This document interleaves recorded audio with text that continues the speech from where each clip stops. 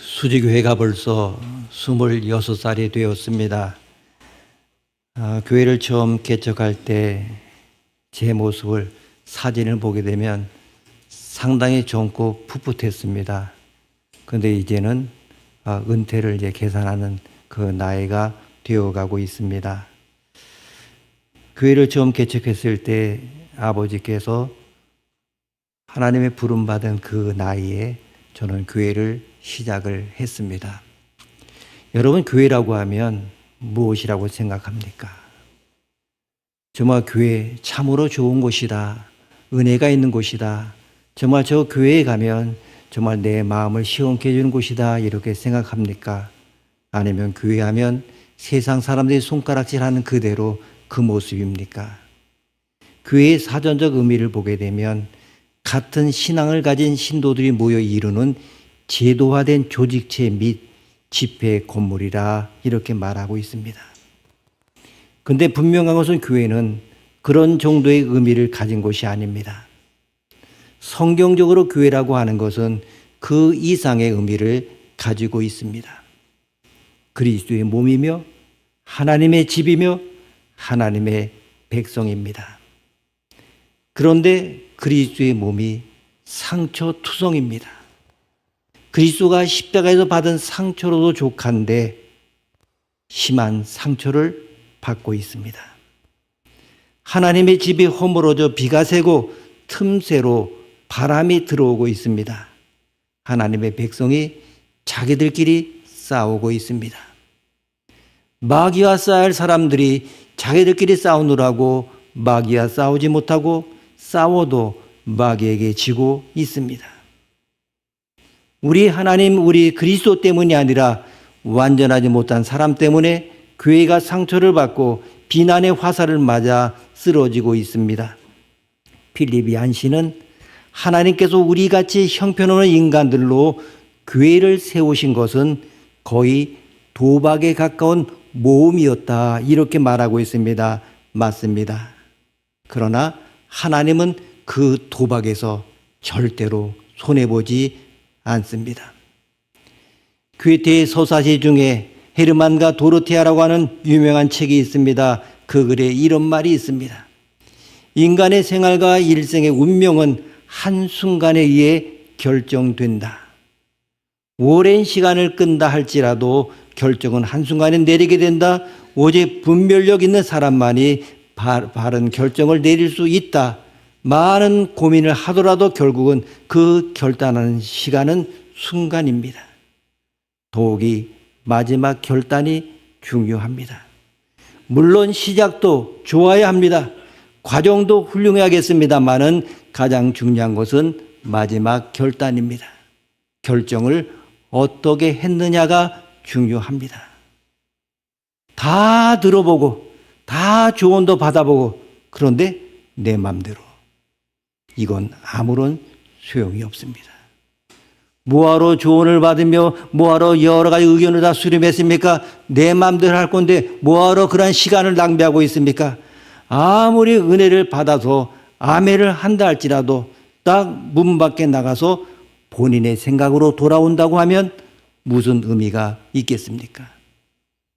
십자가의 두 강도 사건이 아주 결정적인 이 모습을 보여주고 있습니다. 분명 그들은 범죄자들입니다마는 한 사람은 예수님을 조롱하고 한 사람은 그 마지막 순간에 정말 마지막 그 극적인 순간에 주여 나를 생각하옵소서. 너무나 본인이 큰 죄인이기 때문에 다른 이야기도 하지 못합니다. 내 이름을 생각해 주소서. 예수님 말씀하십니다. 내가 오늘 나와 함께 낙원에 있으리라. 아멘. 은혜로 시작했다고 하면 은혜로 모든 것 끝나야 됩니다.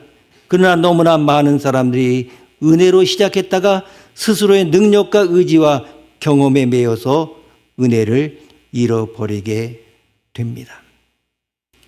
저는 그래도 예수 믿는 가정에서 태어나서 너무나 좋습니다. 특별히 목사의 아들로 태어났다고 하는 것이 너무나 큰 기쁨입니다. 정말 우리가 예수를 믿는다고 하는 것, 우리 인생의 가장 멋진 일이고 가장 소중한 결단입니다. 예수를 믿으면서 제 마음은 참으로 기뻤습니다. 나 자신이 사랑받는 존재가 된다는 것이 제 마음을 설레게 했고 제 마음속에 사랑하는 대상이 있다고 하는 것이 제 가슴을 뛰게 했습니다. 저는 특별히 예수님의 주신 이 말씀을 읽으면서 공부할 수 있다는 사실이 매우 기뻤습니다. 그리고 성경을 읽으면서 나의 주님이신 예수 그리스도를 조금씩 알아가는 즐거움이 더욱더 커져만 갔습니다. 그러면서 예수님에게 제 인생을 드리고 싶었습니다. 그럼에도 불구하고 우리 모두가 그런 고민을 했겠습니다마는 마음속에 해결되지 않은 문제들이 있었습니다. 그것은 정말 예수님은 내 인생의 문제들을 다 해결하는 능력을 갖고 계신 분인가 하는 것입니다. 젊을 적 수많은 사람들이 고민했던 것처럼 저 역시 예수를 믿는다고 하면서도 제 자신의 실존에 대한 고민과 고뇌가 계속해서 내 안에 존재하고 있었습니다. 인생이란 도대체 무엇일까? 산다는 것의 참된 의미가 무엇일까? 인생은 가야 할 길이 있는 순례자의 길인가? 아니면 어디로 가야 할지 모르는 나그네와 방랑객의 길인가? 이것을 예수님께 물으면서 그 답을 찾아내려 했습니다. 또한 다른 질문이 있었는데 때때로 양심의 가책이 나 자신을 무겁게 눌렀습니다. 때로는 죄책감이 나를 사로잡기도 했습니다. 사도 바울이 말했던 것처럼 선을 행하고 올바른 것을 향하여 나아가려 할 때마다 내 속에는 죄악과 이기적인 탐욕이 나를 붙잡고 있는 것을 지켜봐야 했습니다. 그래서 저는 묻습니다. 예수님께서는 죄의 문제를 해결해 주실 수 있는가? 그리고 세 번째 질문이 있습니다. 인간에게 가장 무서운 것이 무엇입니까? 죽음입니다. 이 인간에게 가장 무서운 것이 죽음이라는 사실을 깨달으면서 저는 예수님의 이 죽음의 위협과 두려움으로부터 나를 해방시켜 줄 뿐인가를 묻게 되었습니다. 초등학교 6학년 때 아버지께서 돌아가시자 그때 고민했던 그 부분들이 중학교 2학년 때 예수님의 인격적으로 만남으로 인하여 그런 문제가 해결이 되어지고 그리고 많은 친구들이 또 그때 당시 보게 되면 제 교회 친구들이 일찍 또 세상을 떠난 그 경우를 여러 번 보았습니다. 그러니 그런 질문을 하지 않을 수가 없는 겁니다. 그런데 이런 나 자신의 질문을 보다 철학적인 언어로 가르쳐준 사람이 있는데 그는 폴 틸리라고 하는 철학자이자 신학자입니다. 그는 누구나 인간 속에는 말로 다 표현할 수 없는 세 가지 불안의식이 있다고 지적하고 있습니다. 첫째는 목적론적인 불안입니다. 인생에 의미가 있을까? 인생에 허무한 것은 아닐까? 인간은 목적과 사명을 갖고 살아갈 수 있는가에 대한 불안이 우리를 붙잡고 있다고 하는 것입니다. 두 번째는 도덕적인 불안입니다. 아무리 열심히 살고 깨끗하게 살려고 해도 죄의 문제를 해결할 수 없는 자기 자신을 보면서 불안해하는 마음이 있다고 하는 것입니다. 그리고 세 번째는 존재론적인 불안입니다. 내가 지금은 멀쩡히 살아있지만 죽음 앞에 다가서면 한 평도 되지 못하는 구덩이에 눕게 될 텐데 아니 한 줌의 재로 변할 텐데 이처럼 죽음에 대한 두려움, 존재가 비존재가 되는 두려움이 존재론적인 불안이라고 그는 말하고 있습니다. 그런 불안의식 속에서 저는 예수님을 만나게 됐습니다. 예수님께 묻습니다. 당신이 정말 인간의 근본적인 문제를 해결할 수 있는 분입니까? 예, 예수님께서 나 자신의 실존의 문제를 해결해 주셨습니다. 예수님이 대답 그 자체였습니다. 예수님께서는 제자들 앞에서 목적에 대한 불안과 삶에 대한 두려움을 이기는 힘에 대하여 친히 말씀하신 적이 있습니다. 예수님께서 의심하고 근심하고 불안해하는 제자들 향하여 말씀하십니다. 요한복음 14장 6절 말씀, 요한복음 14장 6절 말씀 띄워주시죠. 함께 읽습니다. 예수께서 이르시되 내가 곧 길이요 진리요 생명이니 나로 말미암지 않고는 아버지께로 올 자가 없느니라. 아멘. 내가 곧 길이다. 내가 곧 진리다. 내 인생의 길과 진리가 열려 있음을 아는 사람은 때로 가다가 실수하고 넘어지고 좌절할 때가 있어도 다시 일어설 수가 있습니다. 그 누구도 내가 가는 길을 막지 못하는 것은 가야 할 길과 진리가 예수 그리스도 안에 있기 때문입니다. 예수님은 우리에게 이것을 가르쳐 주셨습니다. 헤매지 마라, 방황하지 말라, 인생이 무상하다고 내 인생을 그냥 땅바닥에 버리지 마라. 두 번째로 예수님께서는 죄의 문제를 해결해 주셨습니다. 예수님은 중풍병자를 만나서 육체의 질병을 고치기 전에 먼저 그를 마음의 죄로부터 해방시켜 주셨습니다. 마가복음 2장 5절 말씀, 마가복음 2장 5절 말씀 함께 읽습니다. 예수께서 그대의 믿음을 보시고 중풍병자에게 이르시되 작은 자야 내 죄 사함을 받았느니라 하시니. 아멘. 여러분도 그런 적이 있겠습니다만은 저는 성경을 읽으면서 기뻤던 것이 있었습니다. 성경은 사람의 가슴 속에 맺혀진 것을 풀어준다는 것입니다. 예수님은 한 맺힌 사람들의 한을 풀어주셨습니다.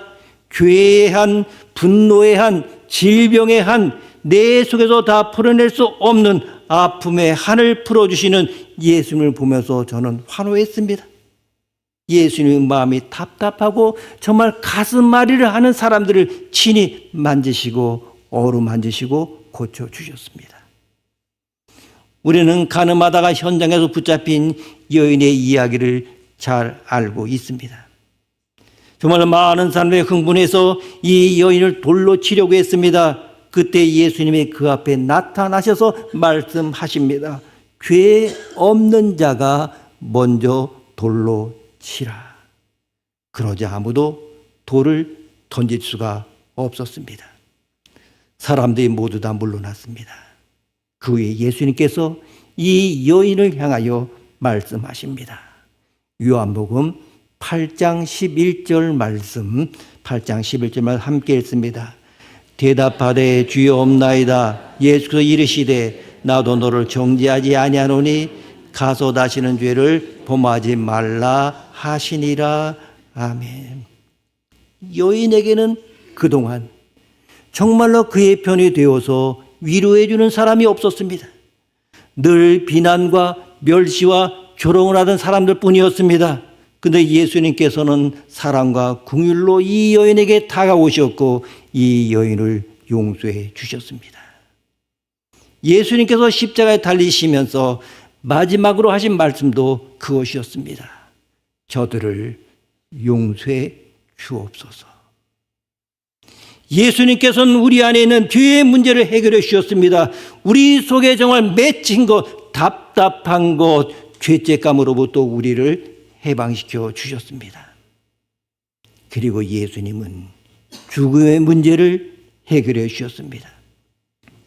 사랑하는 오라비 나사렛의 죽음 앞에서 그의 누이 마리아와 마르다는 두려워 떨면서 오열했습니다. 예수님도 그 모습 보면서 눈물을 흘리셨습니다. 예수님도 아파하셨습니다. 그런데 예수님께서는 요한복음 11장 25절 이하의 말씀에서 두 자매를 향하여 이렇게 말씀하십니다. 요한복음 11장 25절 말씀입니다. 요한복음 11장 25절 말씀. 예수께서 이르시되 나는 부활이요 생명이니 나를 믿는 자는 죽어도 살겠고. 아멘. 무슨 이야기입니까? 인생의 종착역이 죽음이 아니라는 것입니다. 죽음 이후의 세계가 있다고 하는 것입니다.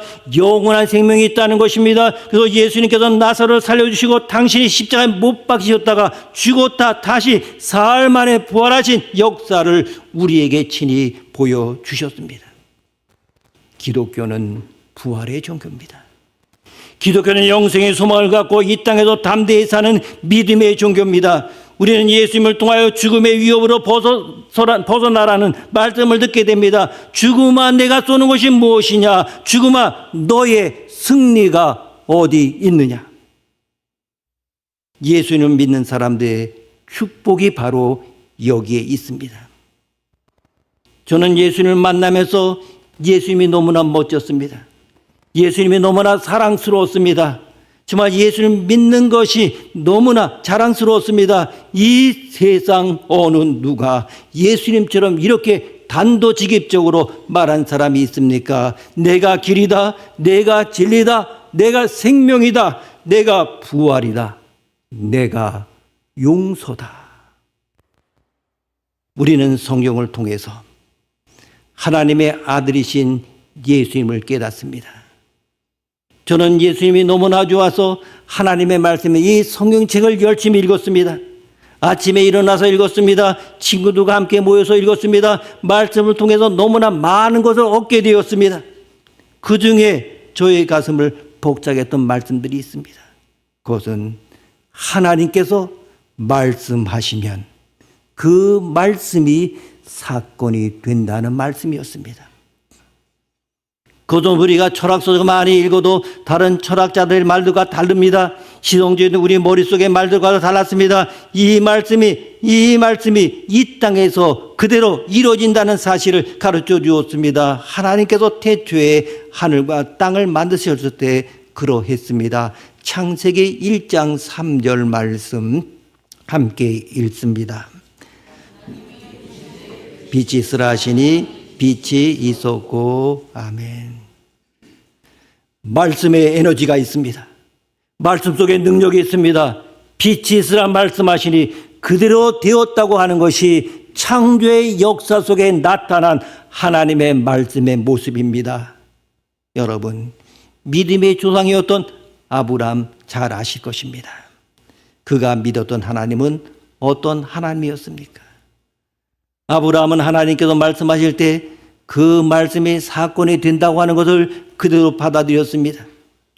네 자녀가 하늘의 별처럼 바닷가의 모래처럼 많아질 것을 말씀하신 때 그 말씀 아브라함은 그대로 다 수용했습니다.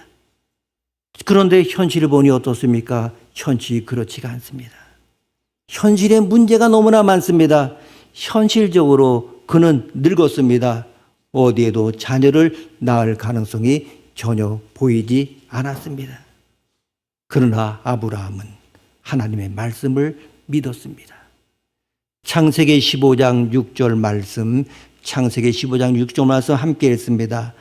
아브라함이 여호와를 믿으니 여호와께서 이를 그의 의로 여기시고 아멘.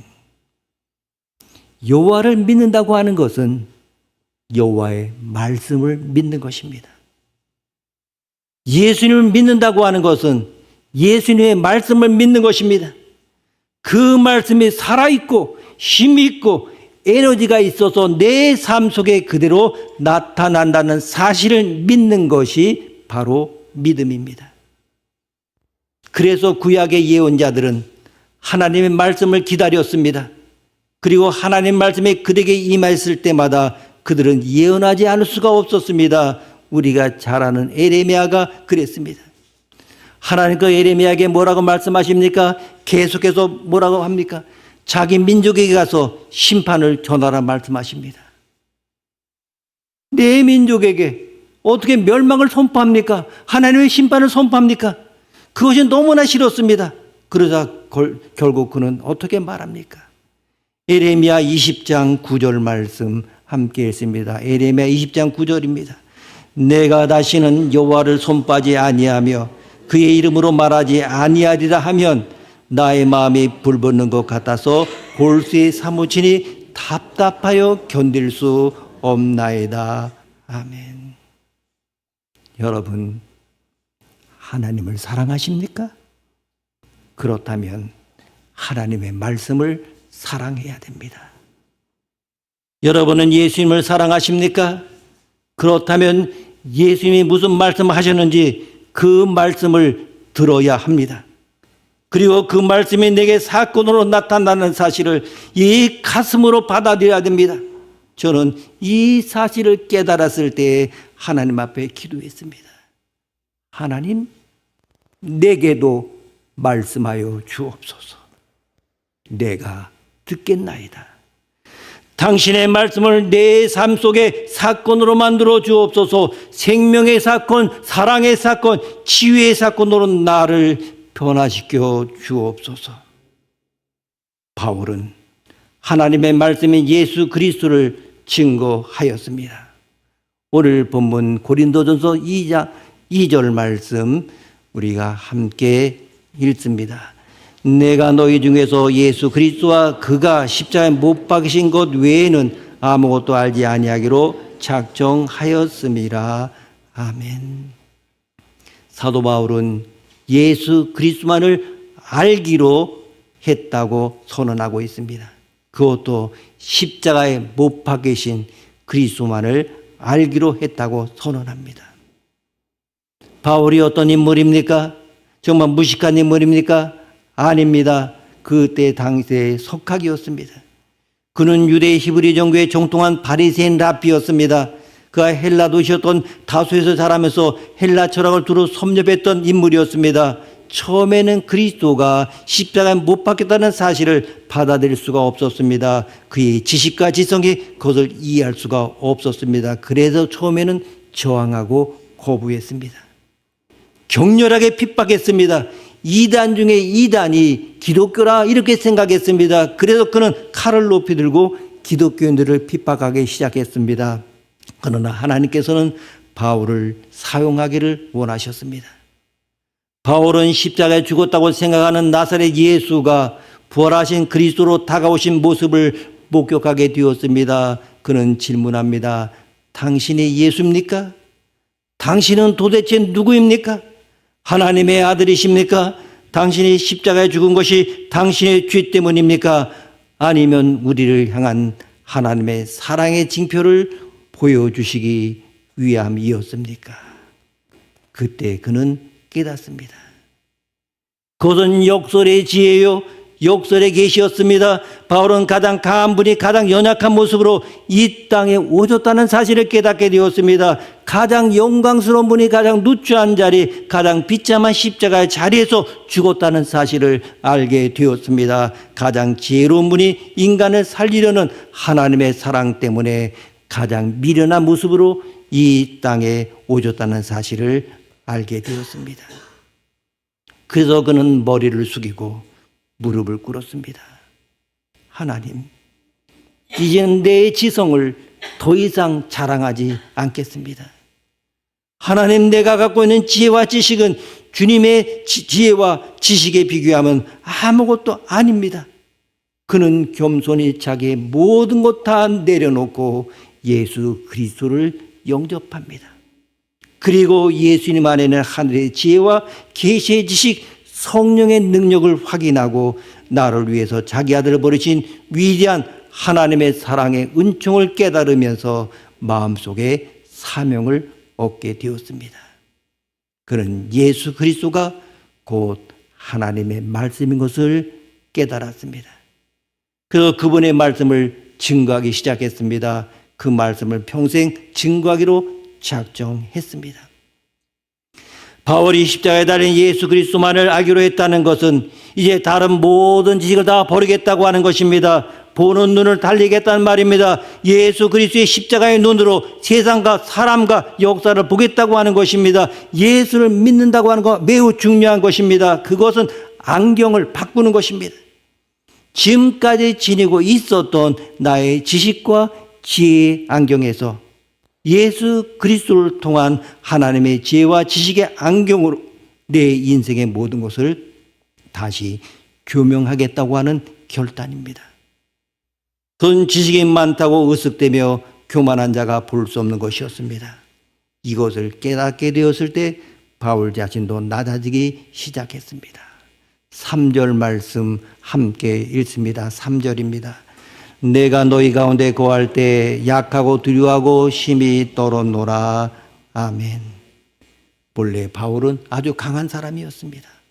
그가 약한 자가 되었다는 것입니다. 바울은 담대한 사람이었습니다. 그런데 두려워하고 떠는 사람으로 서 있다는 것입니다. 왜 그런 것입니까? 그래야 자신이 아니라 하나님이 드러나고 성령의 역사가 나타나고 하나님께서 영광을 받으신다고 하는 것을 깨달았기 때문입니다. 기독교에서 가장 큰 죄가 왜 교만이라고 말합니까? 교만은 우리의 눈을 닫아버리기 때문입니다. 교만은 지혜와 지식을 끊어지게 합니다. 그러나 겸손한 사람들, 자신의 죄악을 들여다볼 줄 아는 사람들에게는 하나님의 역설적인 지혜의 계시가 열립니다. 4절 5절 말씀 함께 읽습니다. 4절 5절입니다. 내 말과 내 전도함이 설득력 있는 지혜의 말로 하지 아니하고 다만 성령의 나타나심과 능력으로 하여 너희 믿음이 사람의 지혜에 있지 아니하고 다만 하나님의 능력에 있게 하려 하였노라. 아멘. 아름다운 말이나 수학적인 표현으로 전달하는 것이 아닙니다.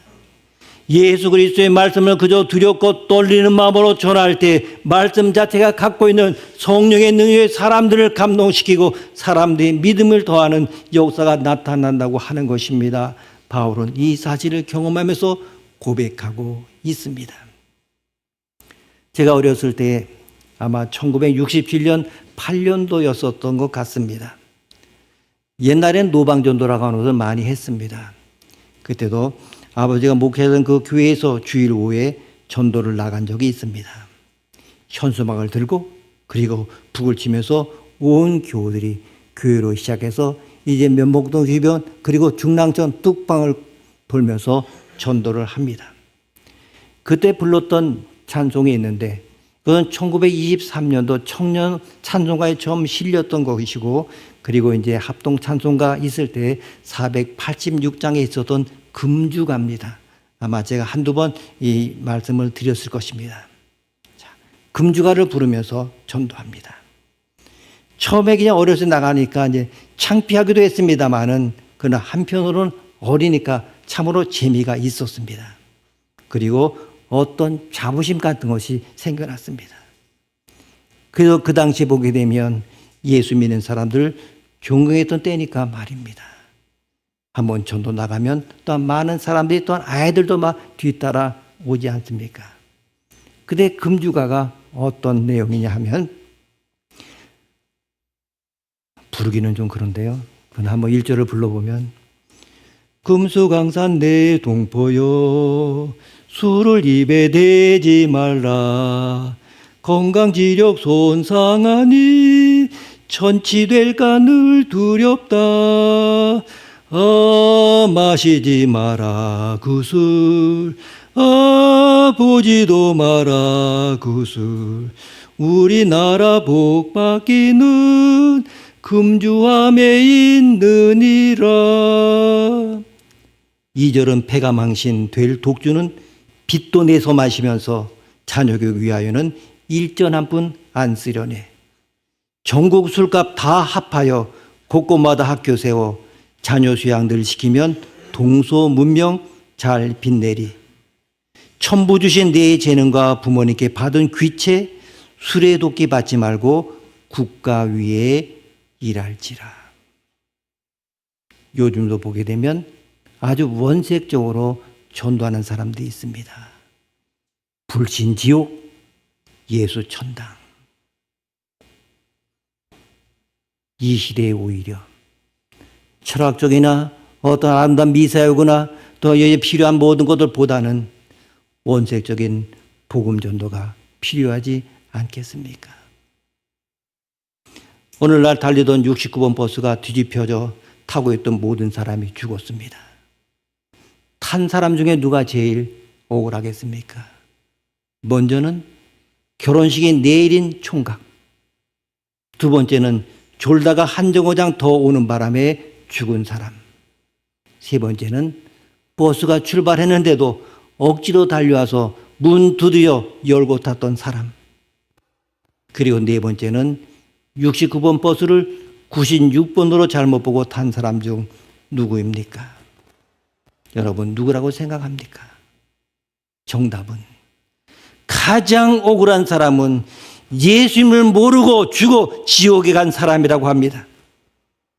가장 억울한 사람이 그렇다 치더라도 그 사람을 가장 억울하게 만든 사람이 누굽니까?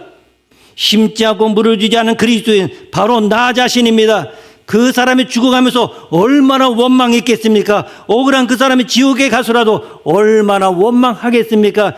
예수님을 모르고 죽어가는 그 사람을 억울하게 우리는 만들어서는 안 됩니다.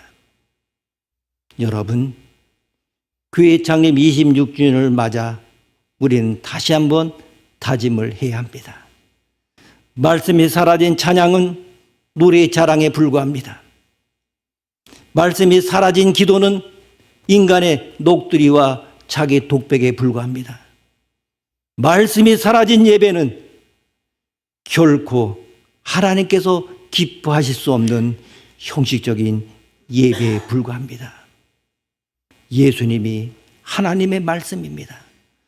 우리는 그 예수님을 사랑하고 그분의 말씀을 사랑해야 됩니다. 이제 예수님과 그 십자가 그것만을 사모하고 그 얼굴을 구하는 하나님의 사람으로 새롭게 결단해야 하는 것입니다. 여기에 하나님의 능력이 나타납니다. 충만한 하나님의 권세가 그에게 주어질 것입니다. 우리가 두렵고 떨림으로 말씀 앞에 서게 될 때 생명의 역사가 일어날 것입니다. 예수님께서 교회의 주인이십니다. 예수님 말씀 위에 이 교회가 서게 될 때 하나님께서는 이 교회를 통하여 다시 교회가 세상의 소망이 되게 하실 것입니다. 기도하시겠습니다. 거룩하신 은혜의 하나님, 많은 것을 결단하나 그 결단한 바가 무엇인지 모르고 불확실한 미래만을 바라보며 오늘도 허비하고 좌절하며 포기하는 어리석은 주인들을 불쌍히 여겨 주옵소서. 오직 주 안에서 새롭게 결단하게 하시고 그리스도와 그 십자가의 능력을 믿고 하나님의 사람으로 거듭남의 축복을 받는 하나님의 사람이 되게 하여 주옵소서. 이제 새롭게 결단하여 충만한 삶을 살게 하시고 하나님의 능력을 나타내는 삶을 살도록 허락하여 주옵소서. 존귀하신 예수님의 이름으로 기도드립니다. 아멘.